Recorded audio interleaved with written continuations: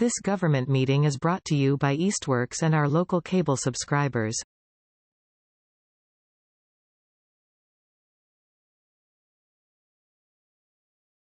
All right, so this is the Easthampton Affordable and Fair Housing Partnership. It is Thursday, August 3rd, and it is 6:10 p.m.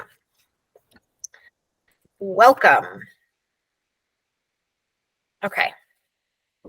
I will also just let you know that I'm home alone with the puppy, who is currently occupied, but it's not always very well behaved. All right, so I apologize, Shira and Jackie, I just mentioned this before. I thought that I had sent the minutes like 4 hours ago. Like Jackie, when I emailed you back and was like, yeah, I thought I had sent it and it was sitting in my draft email. So I apologize that you all just got it. But if you have a chance to peruse it, we could then approve the July minutes. I looked through the minutes and thought they were good, so I would make a motion to approve the July minutes. Second over here. Okay. Any discussion, edits, anything? No. All those in favor of approving the minutes? Aye. Aye. Aye. Okay, great. Thank you, everybody.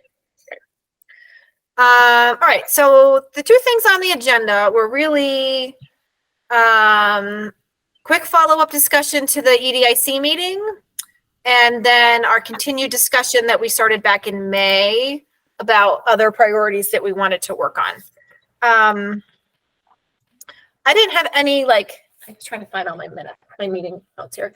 I didn't have any real specific things I wanted to say about the EDIC meeting, so I just wanted to see if anyone had any thoughts, feelings, things they thought we should follow up on. One thing that I'll mention that I touched base with Gwen about at the last coalition meeting was after that meeting, I think she saw where we were coming from in terms of the housing thing. And I sort of put in her ear, maybe looking at the parking requirements as a thing that we can both do, and that, that's already in the housing production plan as a joint task for EDIC and the AHP. So she seemed really excited about that. And I was also sort of thinking a possible way, and it's not necessarily, it's sort of related to what we've talked about related to public transit, but I think that's also an important coupled with that, to be how can we address the transportation, how can we incentivize not driving as a climate resilience thing, as a better access to affordable housing without parking thing, as and she seemed really on board with that whole framing. So Great. That's a great idea. Anybody else have thoughts? You need to sit. Sorry. I'm sitting, but I think one of the things I want to just make sure that we stay on top of is the dissemination of information about affordable housing, what it is, who lives in it, what the needs are, how we go about determining such things. I thought it was a really useful meeting, and I also thought that it would be helpful for, I don't know, I think more if we met with them maybe quarterly, 3 times a year or something. I think that would be really helpful in kind of keeping the way that we conceptualize affordable housing kind of in the front of their agenda too, if that makes sense. Bring that puppy over here, Jana, so we can see it. She's such a pain in the ass. Oh, sorry, I shouldn't swear on recorded TV. Yeah, now she's too big. Come here, come on. I distracted her, so when she's not annoying me again, I'll show you. But okay, when she was real little, I would just hold her up. Now she's 20 pounds. And she's like, there you are. Look, Oh, hi. say hi. Cute. Go find something to do.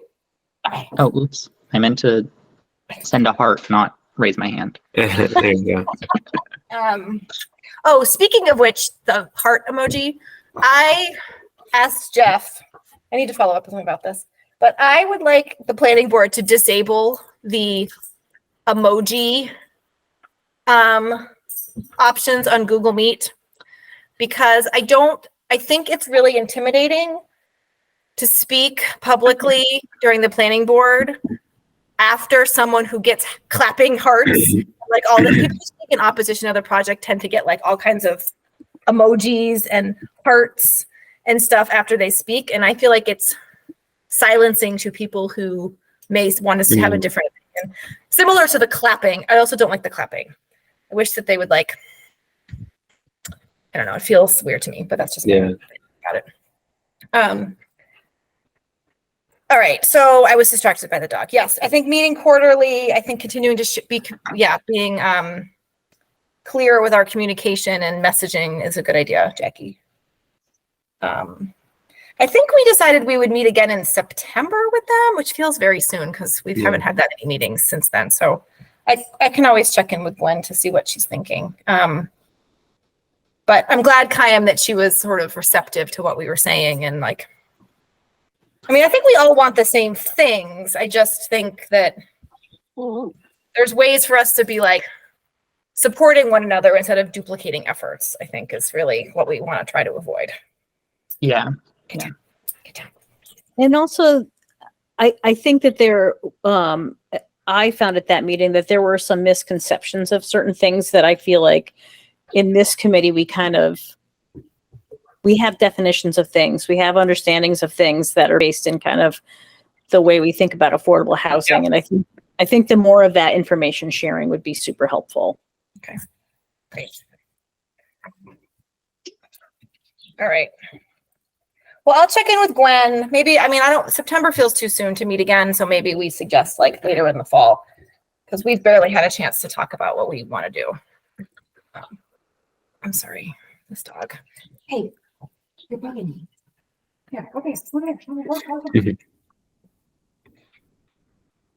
You need a peanut butter filled Kong delivered to your house. That's what she had, and that's why she was quiet for the first 20 minutes. She had a peanut butter filled Kong, and now she ate it. Mm-hmm. And now she's got a bully stick, which is so disgusting. I do not. Yeah. Okay. All right. So I did this isn't on the agenda, but I did let the 385 Main Street folks know that I would write them a letter of support. They didn't, I asked if they had a specific format and they didn't actually respond. And then I was on vacation. So I'll just respond back to them because I don't know if they want it like to them or they want me to write it to DHCD. Like, I don't know if they want it written to a specific entity or they just want me to write it to the project. So I will follow up with them about that. And then everything got delayed. All the other hearings, like the One Ferry Street hearing got delayed because of the HVAC stuff that was happening. So I don't think there's no updates on any of that stuff. The hearings all got re-noticed and re-advertised. So I think they're pushed out to September 5th. Wow. And, but I can send if folks are interested. I put it on my calendar. It was like September. Oh yeah, it's September 5th is the One Ferry Street one. Yeah, and One Ferry Street has both a ZBA process for a variance and a planning board process. So, and I forget those dates, but I can, if you'd like, I can send them to you, Jenna. Okay.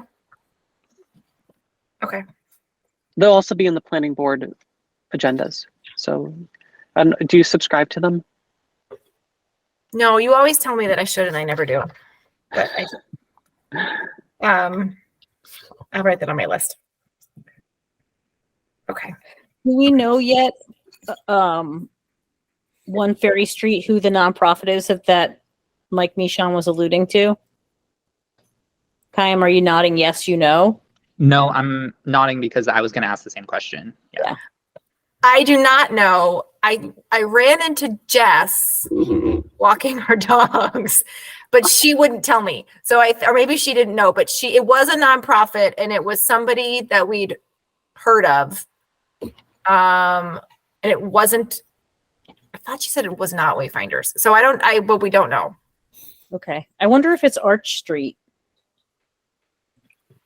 But anyway, we'll find out soon enough. We'll find out. That's what we wanted before we decided to write a letter of support. It's just like a little bit more information about who was the partner. More specific, like he didn't have a lot of specifics about like unit mix or, like bedroom sizes, or I think even like affordability mix. So I think we want to know more about that. Okay. All right. So I was hoping that we could talk tonight about what some of our other priorities might be besides all this other stuff that's happening. And recap what I think we talked about last time, where are my notes? And you all can correct me if I've missed something, but I think what we talked about back in May, our list of possibilities was about the housing trust, revisiting the housing trust fund conversation. This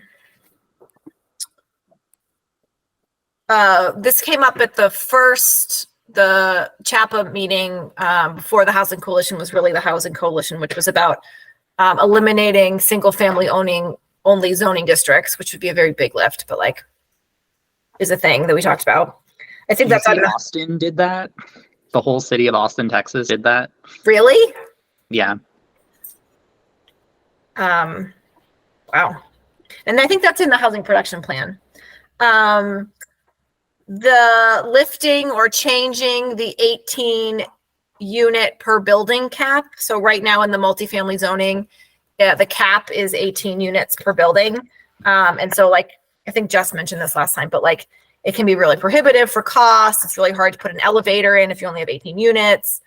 The 385 Main Street property is doing 40B. So they're doing 30 units per building, which is obviously more sustainable for them. So that's one suggestion that we had. Looking at the term community character that's in the zoning language and whether or not we should strike it, define it, somehow make it less subjective to folks. And then the last thing on my list was, the notes are not very clear. It says 15% affordable. Is it worth it? So I think we have our special, one of the multifamily zoning ordinances, maybe it's like, is it worth it to require the 15%? I don't know, Jamie, if you can elaborate on that. So multifamily with at least 15% affordable is site plan approval, I believe, as opposed to multifamily without the 15% would be special permit. So it incentivizes 15% of, some affordable housing. And then similarly, I think with the smart growth districts, it's 20 or 25%. It's a higher threshold for the affordability to qualify with the smart growth. So, and those are obviously just minimums, but obviously look into it. We would not be interested in doing something that like makes it less feasible for developers to access that, because the whole idea is to encourage multifamily housing. Right. So I don't, not being a developer, not knowing how the pro formas for any specific project would actually work out, how would that change? But we can put that on the list for discussion, and I think it's a good thing to look into.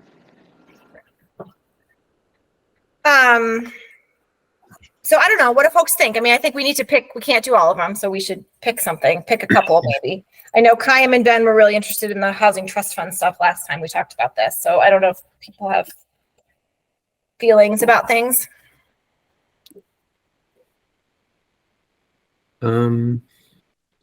I was just looking through the zoning ordinance as we were talking, and I'm looking, and so duplex. So I guess just to clarify, when you say eliminate single family only zoning districts, that implies like the inverse of that is allow something more than a single family anywhere, essentially. Yeah. So, basically allow duplexes by right or multifamilies by right. So I'm looking at the zoning map or ordinance. I mean, so duplexes are permissible by right in like the densest districts, R5, R10, R15. They're a special permit in R35, which is a lot of kind of the outskirts. And then they're not at all allowed, use prohibited in R40 and R80, which is like the Mount Tom area, and I think the Plains as well.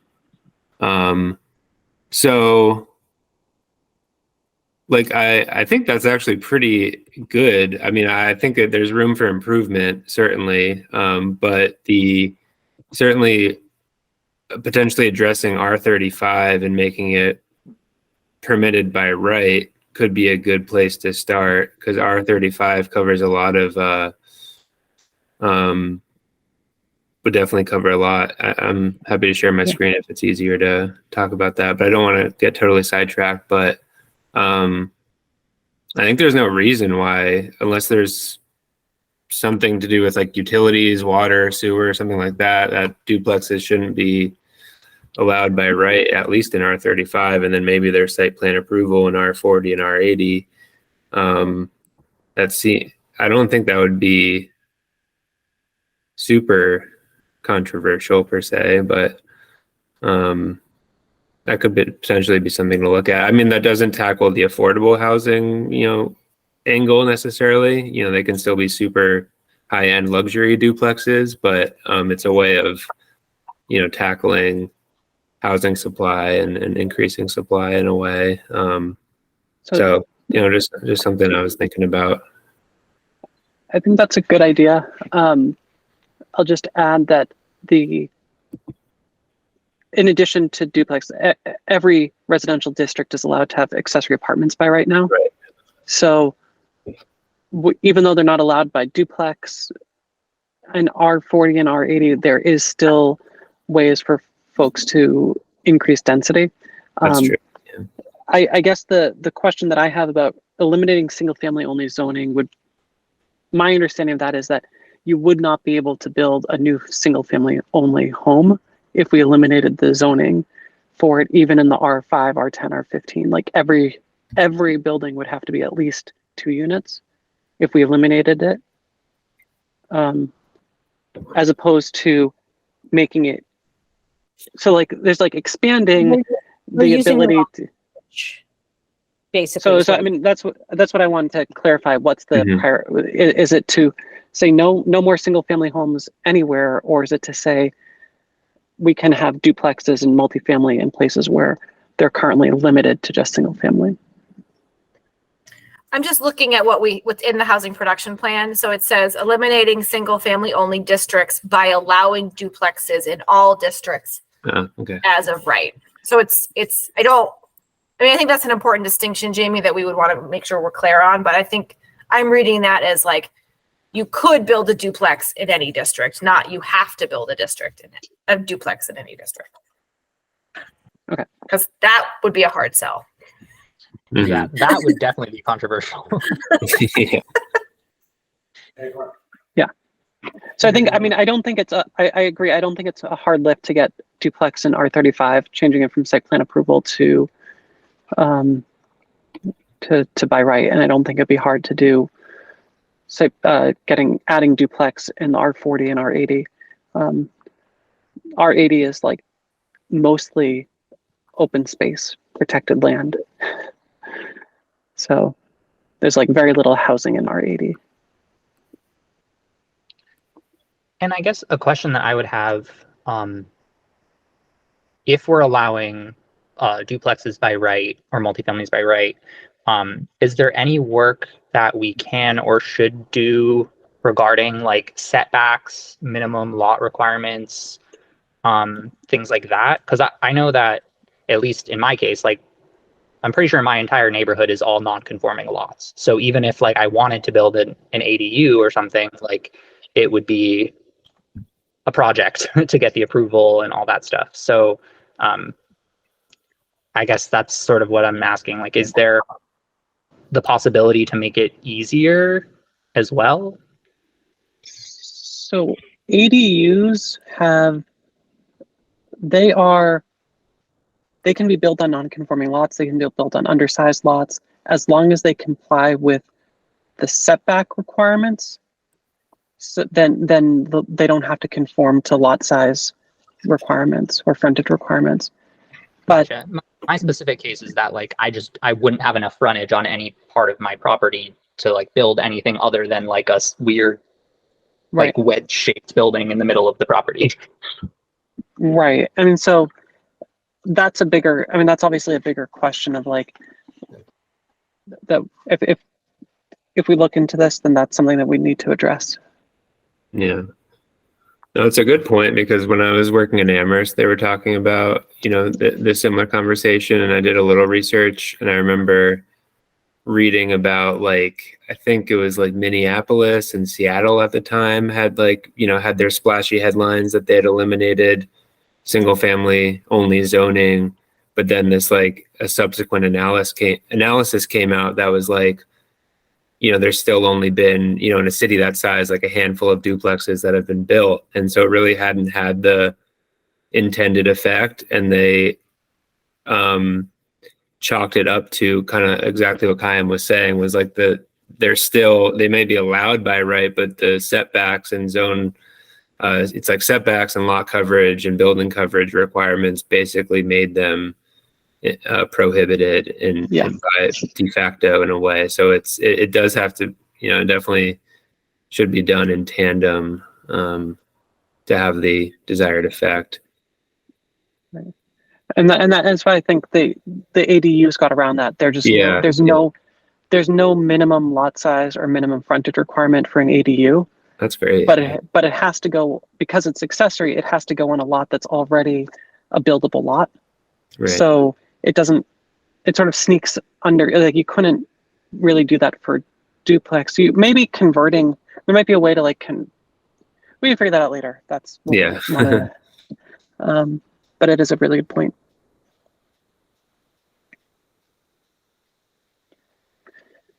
I guess I could volunteer to look at the like lot requirements and building coverage and setbacks and stuff for the different districts, and kind of get it. I haven't gotten to that section yet, but I could, for a subsequent meeting, I'm happy to look at that and see what else would need to be done, if that is helpful. Yeah, Ben, I think if you're willing and interested in doing that, that would be great. Okay. Do you think if we decide to move forward with this, one of the other things we should do is like bring it to the Housing Coalition and other places, just to kind of shop it around to see how much pushback we might get, or just what people's thoughts are outside this group? Yeah, I think if we, do some more research and decide like this is something we want to pursue, yeah, I think bringing it to the Housing Coalition, and then like, maybe shopping it with a couple city councilors, like, hey, what do you think about this idea? Yeah, and being very clear that it's already in the housing production plan. Yeah, yes, right. Yeah. I will say that there's the city council recently changed their rules. So if you're wanting to sponsor a piece of zoning change or legislation or whatever, you need a city council sponsor now. Unless, so obviously zoning has its own regulations. So under 40A, 10 citizens can come together and submit a petition directly to council. But if you start early and get a city councilor on board and get a city councilor to sponsor it, it's going to make the process go a little bit smoother.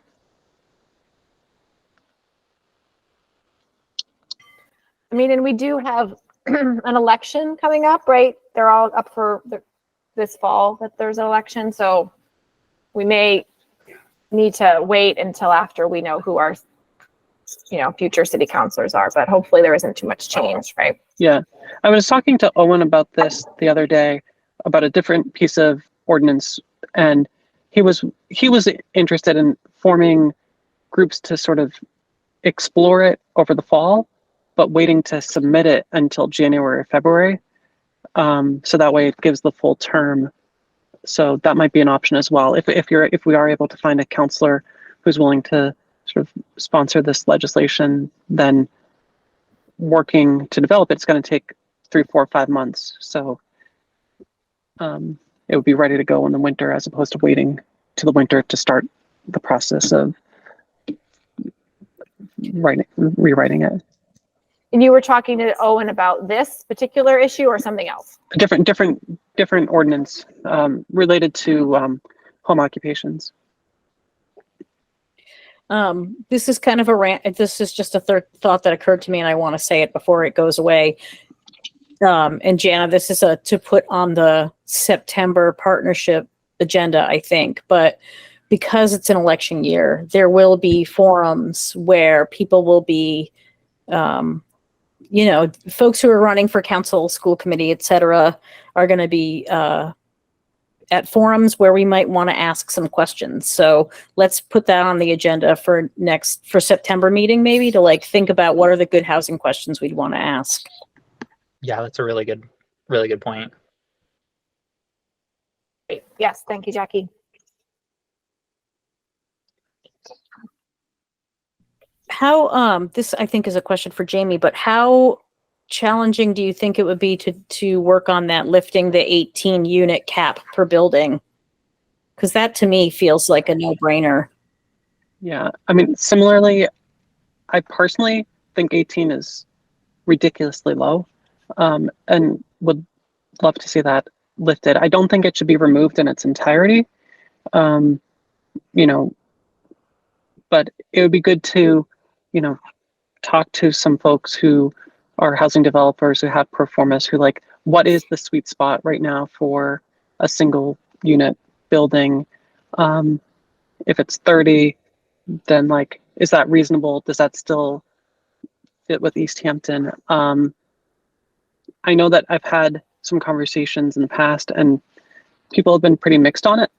So, but it seems like that would be helpful, and to create more affordable housing. I was just going to say, Jess, we have a developer on the call. Perhaps she has some ideas about this. Yeah. So my thought is, why set a number anyway? The land's going to define what the unit count is going to be, the land size, the stormwater, the parking requirements. So I think the decision makers at B need to understand that setting a unit count doesn't do much of anything. Really, the land is going to define how big that building can be. And if you've got design standards that set certain massing and scale and whatnot, then it will fit into whatever quote unquote community character is located within that neighborhood. So, there's 40R zoning that already has design standards attached to them. And those are the parcels that, as a housing developer, as an affordable housing developer, I'm looking for. I'm going to be looking for those that have a pretty streamlined permitting process. I'm not looking for parcels that are going to have to go through a very complicated permitting process. So I think, that's going to be hard to convince people because they want a hard number. They want some tangible thing they can wrap their head around. From a financing standpoint, we can't even apply for tax credit money unless we have 20 units. So already you're limiting a developer to be able to go into a tax credit round because you've got one building that can do 18. So you're pushing somebody to have to do 2 buildings.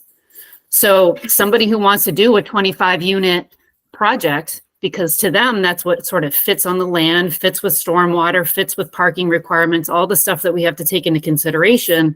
You're now forcing somebody to either not develop at all or to develop 2 18 unit buildings. So I've been on both sides of the table. I know how both sides think. I think you really need to sort of try to convince the decision makers and those that approve plans to kind of back off of a number and let the developer do what they're good at, because the land and the stormwater and the soils and all of the parking requirements are really going to play way more into what you can build than anything else, not a unit number. Just my 2 cents. I think you're preaching to the choir here, Jess. But I think it's just, like you said, it is the powers that be. It's the hard sell, folks that want to know that they're not going to end up with a 200 unit high rise building in the middle of downtown, which we all know is not feasible anyways. But yeah, I think that right, which is why you have height requirements, which is why you've got certain dimensional standards that kind of define how big a building can be. Setting a unit count doesn't do anything, because you had to think about common spaces, you got to think about hallways, you got to think about elevators, you got to think about storage, laundry, all of those things that feed into the square footage of a building. So you want to build 18 units, you got to do it to do something that's financially viable. You wouldn't be able to do it because you've got all these other things that are competing. So unit really just doesn't have much of a play. And I'm happy to go to council and try to explain it to people if anybody needs me to. I know Frank of the Ruth of the Tasty Top project, D Marini, had mentioned to me in passing, he's like, I wish I could do more than 18 units. And he's like, I would make them all affordable and all more than 18 if I could, but there's a cap. So, well, you would think like in a project like that, if they could, say add a story to each building or something and make them each building have slightly more units, they could have, make the calculations work and not need to build, so close to the river in the back or something like that. Like kind of bring everything up a little bit and hope, I think. So yeah, I think there's a lot of reasons to address. 18 is pretty arbitrary, and it also seems low. And for the reasons Jessica explained as well, I think there's a lot of other factors that go into what makes a building a certain size, and you don't really need a cap. So maybe we could bundle a few different like zoning things together and see what sticks or something. Yeah, and that would include the whole community character thing as well, which I think, again, is preaching to this choir, right? Why we love that as a term. I mean, that's the one that I'm the most interested, like I'm particularly passionate about. But I would obviously, go to the group of like what you all want to work on. But we could also try to bundle some things together. My recommendation, I guess, would be the community character language can easily be bundled with the unit cap, the 18 unit cap, or the single family only. I think keeping single family only or removing the single family only and the 18 units are they're big enough things on their own that they probably would be better off being separated. But keeping the community, whichever one choosing to go forward, also doing the community character language would be an easy add-on to them. Like, I don't think that's going to make or break either of them. I could see a situation where the unit cap or the single family like riles up enough people that it becomes together something that doesn't move forward, but separately each of them could. Mm-hmm. Yeah, I was gonna say I was gonna ask if there were any thoughts on strategic considerations for like how to bundle that, like because a lot of the current community character NIMBYism is sort of surrounding the building sizes of the Tasty Top plot. Like maybe it would be smarter for us to bundle it with the single family zoning. But I'd be interested to hear if anyone had different thoughts.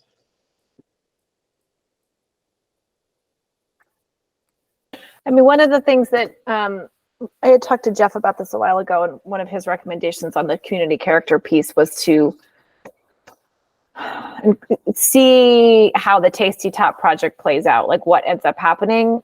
Because if it gets denied, we could use that as a like community character came up and the project got denied. And if it gets approved, we could still say like, but it got approved, but we had to get over this hurdle of community character. So like trying to like use like the outcome of the Tasty Top project as like an argument one way or the other. And I still think anything we choose is going to take us a long time to get going anyway. So I still think we have plenty of time, but like that was one. But I think that's a good point, Kayam. It's just like what feels like it'd be more controversial. Go ahead, Ben. Oh yeah. Trying to put the thought together. So I think the community character piece comes into play when for things that are at the discretion of like the planning board or zoning board, because to them, they are the ones that need to make a decision about a permit. And I haven't looked super thoroughly, but my guess is that the community character bit shows up in their criteria for granting a special permit or site plan approval. So if something's now going to be allowed by right, such as our proposal for duplexes, then they wouldn't, it would just be a building permit at that point. There wouldn't be any sort of board or permit granting authority involved necessarily. So I'm trying to think what that means for bundling. I guess maybe it's better suited than with the multifamily kind of 18 unit building idea and trying to tackle those together, because I assume like multifamily will still be site special permit or site plan approval in some districts. So we would maybe want to say, we're going to lift this cap. We're going to take away the community character bit or criteria and kind of package those together to say, we're making it easier to build for developers to build multifamily home buildings in that sense. It's still going to be, potentially a special permit or site plan approval, but there's less hurdles to jump over. You can make a slightly bigger building and you don't need to be judged based on the criteria of, community character, and that how arbitrary that is. Yeah. So Ben, that reminded me of one other piece, and the entire Tasty Top project would have been site plan approval if not for a sentence in one of the paragraphs on multifamily that said that if you have more than one unit on the same lot, it needs a special permit. Oh, wow. And so that one line caused it to raise the entire package up to a special permit. So I would add that we should also look at that as well, because that's something that, again, it's a small tweak, but would make developing multifamily housing much easier. So the 18 units per building and the multiple units on the same lot might go hand in hand along with, as one package, and then the raising the community character language would be paired with the single family only, or the duplex, allowing duplex by right everywhere. But that still leaves it up to the partnership as to what things that you guys want to work on. All of them are important. Is the community character language throughout the zoning, or it's only in the multifamily zoning, or it's only in something? It's only in the planning board's special permit criteria for approval, and that's for all special permits. So like theoretically, if you're wanting to build industrial warehousing in the industrial district, you still need to satisfy those same special permit requirements, the criteria. And so trying to remove the community character language, I think it just says that it must be in harmony with the surrounding development or something like that. It doesn't, I don't think it uses the words community character. I could be wrong. But it's not just for housing, it's for anything that needs a special permit. So Okay. that's sort of the like catch there is, for housing, it doesn't make, so it could be like, with the exception of multifamily housing, it must meet the community, it must be in harmony with the neighborhood or something like that.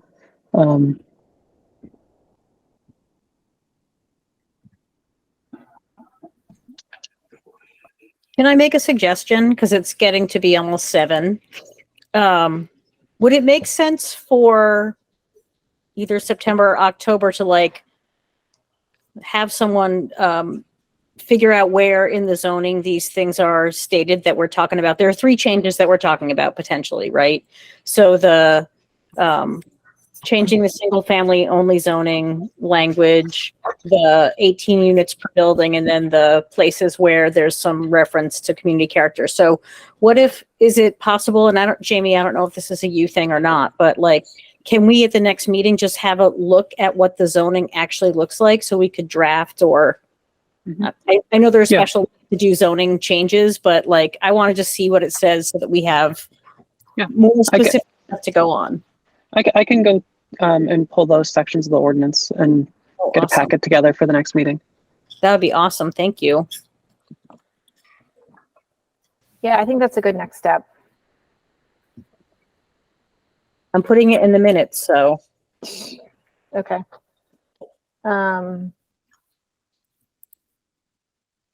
Sorry, yeah, I know you were Jenna, you were going through a list of priorities that we were talking about in the past, and you mentioned the housing trust and zoning, and then we kind of just got sidetracked talking about zoning as a priority. It seems like there's good momentum around that, and I didn't mean to just kind of zoom in on that so quickly, but it seems like a good one to tackle, and the housing trust idea seems. I've been thinking about that on the side, kind of in between meetings, being like, it seems like a lot to take on, and it would be a very transformative change, just for this group certainly, but also for the city. And I think it's something we can maybe recommend, and maybe it's like a future conversation that we have with higher powers, whether, I don't know who that would be, but it seems like a lot to put that all together and to draft up the new charter essentially for a entity. And maybe it's a consultant that could help with that or something, but I think it's I was feeling a little bit like it might be kind of overwhelming. I don't know. I feel like that's what's happened every time we've talked about this, is that we like do all the research and then we're like, oh, okay. Like it does feel like, I mean, I think we would have to all be just like super passionate about it. And I think it's possible, but I do think it would be the one we would have to focus on it. And it does feel a little bit daunting in terms of like how we would even go about doing it.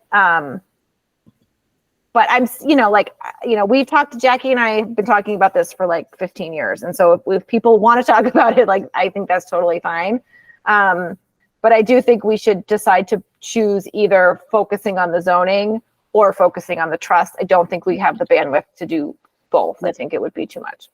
And I think that one thing that could help with so 2 things I want to mention about the housing trust. One is, I think the only way that it's even feasible is for, maybe this is another housing coalition thing, I don't know, but for folks to like meet with various stakeholders to talk through what that would mean and get ideas about like, is this possible? What would it look like? The other thing I want to mention is that Northampton used to have a housing trust for a very long time, and it's been defunct for a long time as well. Mm-hmm. Okay. So they stopped having one I feel like I used to know the answer to why, and it's been pushed out of my head by some child's dairy preference, or something. But theirs is no longer active, if that is cool to know. Yeah. Okay. I think there's some that are super successful, like Amherst and like Acton, and there's some that have done a really great job. But it is a lot of work. So I think we just have to decide what we really want to focus on. And it doesn't mean we can't decide in 2 years, like, let's go back to the housing. Now by January, when we've accomplished our, zoning changes, then we could decide to focus on that next. But whatever you guys want to do is fine with me. Yeah, I mean, I have had similar thoughts recently to Ben, in terms of like, we already have a CPA that seems really enthusiastic about housing, and they just put aside a really big chunk of money towards that. So it feels like this might be a little bit less of a priority than addressing the zoning. And like Ben said, I do feel a lot of enthusiasm and ideas, and I do think that it does address like the underlying accessibility and inclusion issues with our housing market in the first place. So if we can like grow the pie a little bit, and then, in the future, there might be more opportunities to reach out to those people who are living in those units or whatever. But I don't know, I'm sort of in agreement. I think that the zoning seems like more of a priority. And actually more doable. Yeah. So I mean, I think when we talked about this in the past, I think the housing trust would require. It would be unlikely to continue to have the housing partnership and a housing trust, and so the focus of just because of the getting the members that we would need to staff to have both those groups going, staff time to keep both those groups going, and then so it could be pulling on the same group of volunteers, or making it really hard to do in that regard. And then I'm also just throwing this out there, but if we had a housing trust and required payments in lieu for developments that don't include affordable housing, does that just raise the cost of developing housing in the city at a time when we're trying to increase housing across all levels, not just for affordable housing? So is it counterproductive? I don't know. I'm just asking that. I'm sort of thinking that as I don't have an answer. So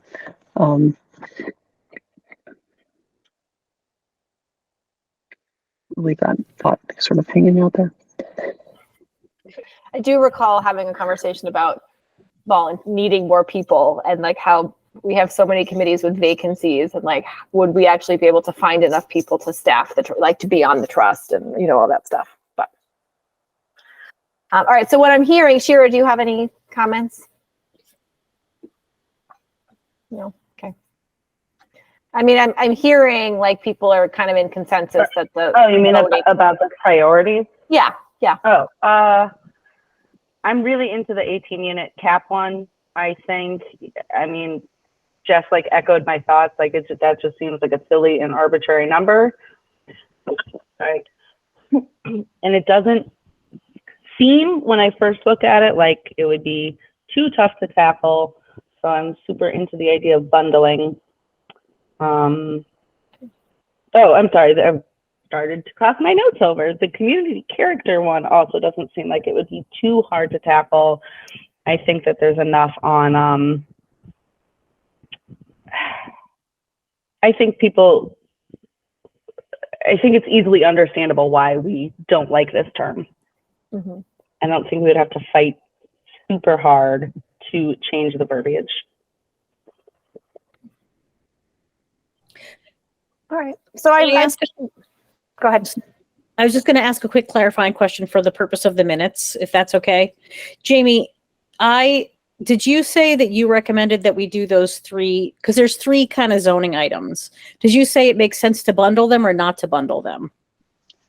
I think what I was saying was that, and then there's also the multiple units on the same lot. I don't know if that's included in your three, but I thought it made sense to bundle them in pairs. So it would be possibly multiple units on the same lot, and the 18 units per building would be one pair. And then the other pair would be the community character along with the duplex by right on all zones. Um, you. and then there's the third one hanging out there. That's the raising the 15% minimum affordable housing requirement for multifamily. So, but what I said I would do is I'll pull those sections of the ordinance and bring them to the next, distribute them ahead of the next meeting. So that way folks can like look at it and see. Some of them are simple changes, like literally just changing a verb or a noun here and there. Others are going to have more impact, or like the changing the zoning, changing the language isn't the hard part. It's getting the support to, or bringing it to council. So I just took the liberty of texting Tom Peake while we were talking, and he would definitely be interested in hearing more about this. So if you do put stuff together ahead of the meeting, I'll make sure to send it to him too. Just because he might come to the September or whatever meeting we decide to do it at. I bet he would come and hear what we had to say because he's interested in this stuff. Okay. Great. It's 7:01, but can anyone in 30 seconds kind of talk me through what this process would look like for like changing one of these? Let's focus on changing the 18 unit cap. What would that kind of look like? So essentially, there's a couple different ways to go about changing the zoning ordinance under Mass General laws. A petition of 10 residents of the city can petition the city council to take up a zoning change. We can also work with a city councilor who can introduce legislation on their own, by their own prerogative. I think that either way, we still need to have a fully fleshed zone change when we bring it to council. We can't just say, we think you should look at this and make your own decisions. We want to like, here's where we'd like you to change it. Here's how we want you to change it. Here's the changes that need to happen. Once that gets submitted to city council, they send it to their subcommittee, the ordinance subcommittee.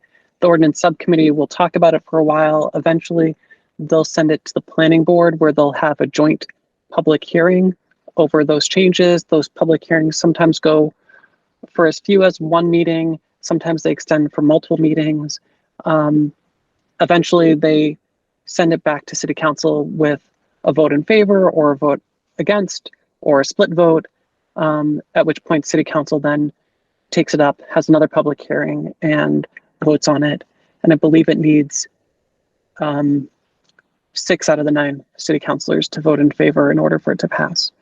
So there's a lot of like meetings that need to happen once the housing partnership is done with creating that language.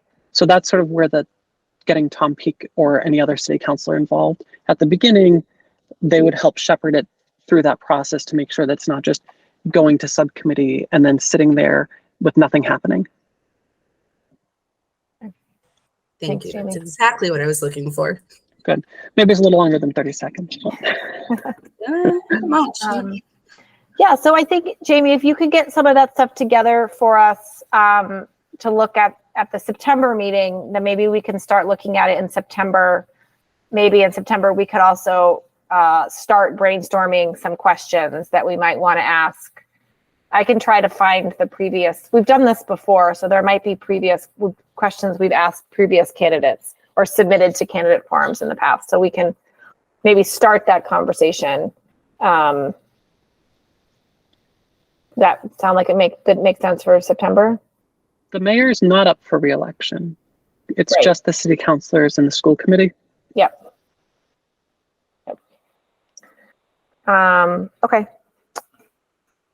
Does anyone have any other items to bring up before we adjourn? Go ahead, Kai. I'm sorry. I've used enough space.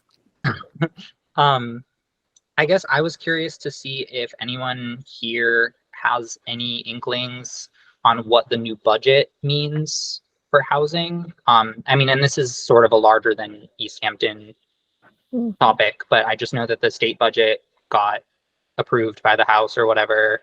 And I've heard that there's a bunch of new money for housing stuff. for anti-homelessness funding and supportive housing stuff. So I didn't know if Jana, if you'd heard anything through your work or Jamie. Did it actually get approved by? Oh, I don't think it's been. ago. I don't think it's been signed. Okay. I just don't know if you've heard anything exciting. I haven't heard anything exciting. Has CHAPA put anything out that's exciting? Oh, here it is. Mass housing. A handout that I can send you, Jana, that's a summary of all of the new proposed funding coming from the governor's office. That's about all I have. But there is some new money. They're bumping up some areas. So I can send that to you. I meant to send it to you. Did I send it to you? No, I guess I didn't. I don't think so. It was on my mind to send to you. So I will forward that to you and you can send it to the partnership. Okay, that's great. Yeah, I haven't heard anything else, Kayam, and I've actually been waiting for this because for work, we're waiting on some funds. So, all right, budget. I'll send you what Jess sends me. Thank you. And there is some stuff like on CHAPA's website. Some of it does have like some like critical things like MRVP, RAFT, some stuff for public housing, but it looks like a quick summary. So, okay. Jackie, did you have something? I just wanted to ask if anybody knows do we think that Lindsay Rothschild put in an official request to be on this committee? Do we know? I haven't heard. Okay, I'll send her. And then my friend Maxine Alicea, who works at Safe Passage, is also interested potentially in joining the partnership. So she was going to come tonight, but she wasn't feeling well. So I said, don't worry about tonight. We'll add you to the email list, and hopefully she'll come next month. Great. I think she'd be a really good addition. Awesome. Thank you, Jackie, for your continued recruitment efforts in your spare time. All right. So our next meeting is not till the end of September, just as a reminder. So it will be on September 28th. So we have quite a bit of we usually take August off. So we've had a couple of extra meetings to get our work done. So we'll be back on the 4th Thursday at 6 p.m. Hopefully 50 Payson Avenue will be open again by then, and we can go back. We could meet in person, and we will start talking about look at some more details on the zoning stuff. Do I have a motion to adjourn the meeting? Motion to adjourn. Seconded. All right. It is 7. Well, all those in favor of adjourning the meeting. I'm really bad at Robert's rules. Hi. It's 7:08 p.m. and we are adjourned, and I'm going to stop the recording. This government meeting is brought to you by Eastworks and our local cable subscribers.